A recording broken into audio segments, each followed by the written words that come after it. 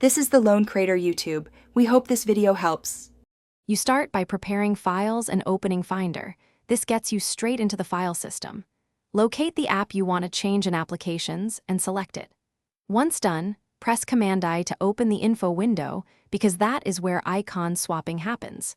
Make sure your replacement icon is icons or a high-resolution PNG. This ensures crisp display across sizes.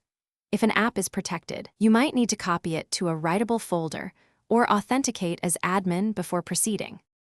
Now you copy the new icon and apply it. This is the core change.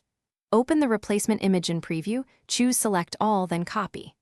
Next, return to the App Info window and click the tiny icon at the top left until it highlights with a blue outline. Paste with Command-V, the icon will swap right away. If it doesn't update in Dock, log out or restart Finder. Also, use icons for best scalability, since PNG can blur at large sizes. Finish by confirming the change across the system. This prevents surprises.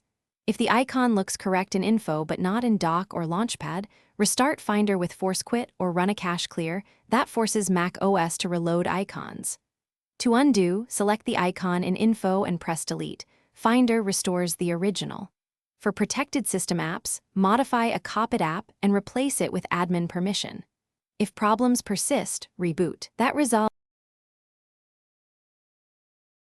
Thanks for watching. Consider subscribing if we helped you.